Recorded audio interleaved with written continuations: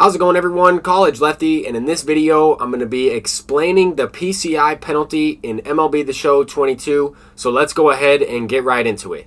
In the previous video, I talked about a lot of different factors in MLB The Show. I mentioned the PCI penalty, and I want to take another opportunity to explain exactly what the PCI penalty is. I want to show you slow motion clips in 1/8 of a frame. I want you to see the screenshots of point of contact. I also will include a screenshot after the point of contact for a couple of these examples. But notice how in this swing here, the dots line up with the A icon on my Arizona Diamondbacks bat. That is the sweet spot portion of the bat. The dots line up perfectly with the middle portion of the bat, exactly where you're trying to hit it. On this swing, that will not be the case. And the reason this happens is because of the drastic movement of the PCI as the ball is coming in, as I'm pressing the X button. And we're going to see it right here.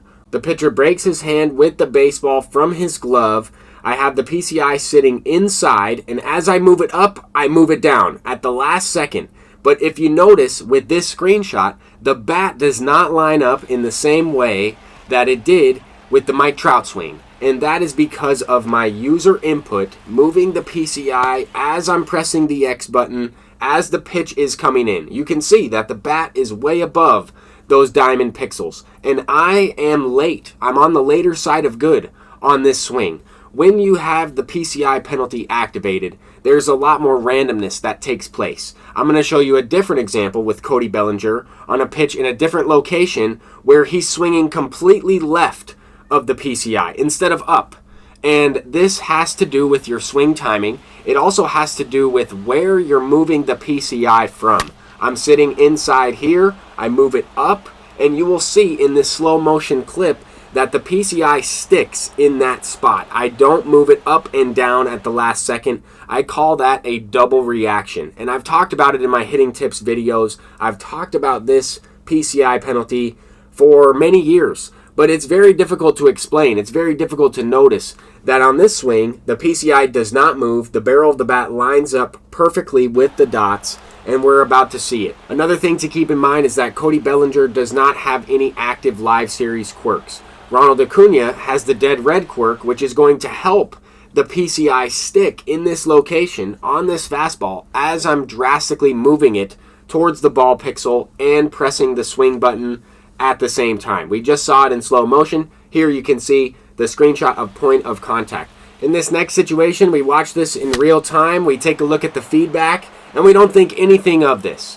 But this is probably the best example, or if not one of the best examples, of when this happens, people have no idea that their PCI is not on the ball pixel. Take a look at this swing in slow motion. I could tell right away that my barrel of the bat swung above the PCI, and some of this has to do with the player's type of swing. If I was using a different swing type, this exact swing could have been a pop fly to right field. And you can see it better on this screenshot that I'm about to show, where the barrel of the bat is above the entire PCI. Not a single portion of the bat pixel is touching it. And look at it. You can see that right there.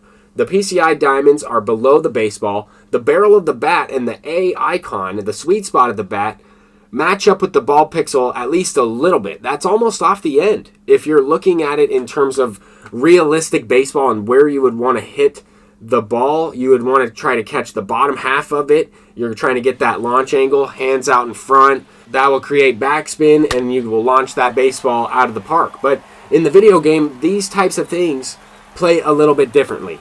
And we're going to take a look at this swing here. This is another example of where the pitcher throws the ball directly into the PCI. Now, I moved it a little bit.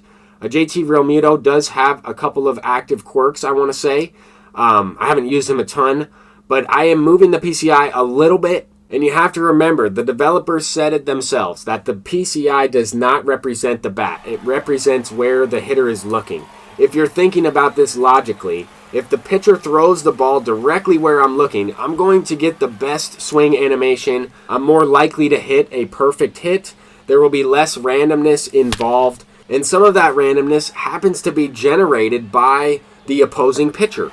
If you think about the fact that the pitching feedback, the pitching input makes a difference on the hit chance, then if the pitcher throws a pitch with early feedback. Maybe they're trying to throw a fastball on the outside corner. They miss to the left with their pinpoint pitching meter. They have early feedback. You are more likely to have a situation where you hit a non-PCI home run with a player that kind of negates that PCI penalty a little bit, and that's exactly what we're seeing here with this swing by Mike Trout. The barrel of the bat is not anywhere near the PCI. It is actually where the ball is located on this pitch, and we will see that here in the next screenshot. Of course, the quirks and of course the pitcher's feedback has everything to do with the way the game plays. The algorithm, the widgets, the different things that are coded into the game.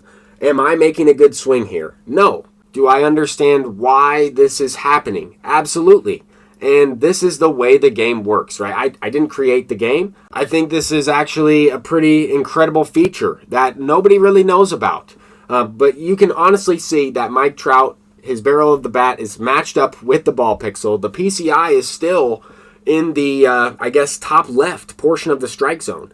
You can see there the frame after contact. You can even see that the ball pixel is a little bit bigger. We've made contact with the ball. It's coming off of the bat, and it's going out to right center field. This is a no-doubt home run. And yes, this is all-star difficulty, so this is more likely to happen on the easier difficulties. But a lot of people play this game on all-star, if not the majority of the population. If you're playing on Hall of Fame or Legend difficulty, you're less likely to see this type of thing. The PCI penalty will almost always result in an out on Legend difficulty. You really have to be precise with your PCI placement. This would not have been a hit on Hall of Fame or Legend. I moved the PCI way too much down into the right of the baseball. I was lucky to have a perfect, but I'm also trying to activate the PCI penalty in this video. I went into these event games looking for some examples, looking to try and explain this to everybody that decides to click on the video. And I appreciate everybody that has commented on the previous one. I tried my best to kind of explain everything. You can clearly see it here with Cody Bellinger. This was the swing I'm talking about earlier on in the video, where the barrel of the bat is completely left of the PCI. It almost matches up with the left side of that middle PCI there. And I would be willing to bet a lot of money that this pitcher threw this pitch with early feedback. It was in fact a fastball. I'm moving the PCI directly down from where I'm starting it, which was kind of inside or middle in, maybe towards the upper part of the strike zone. But that is a walk-off home run. Obviously, there are other factors involved. We're in extra innings of a 3-inning game.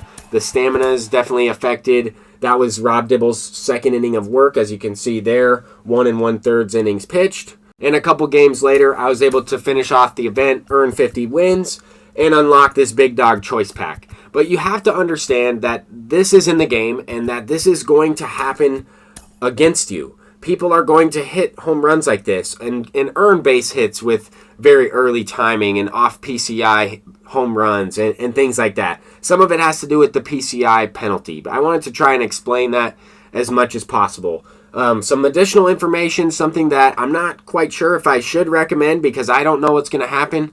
But this is something that I've done. I've invested in some of these Topps Now gold cards, the ones that you're going to have to collect for the rest of the program in order to advance through it.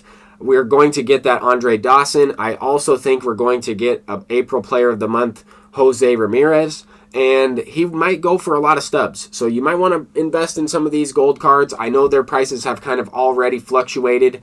I purchased them a little while ago, and I'm excited to sell them for any profit at all. But that's going to do it for this video. That is the PCI penalty explained.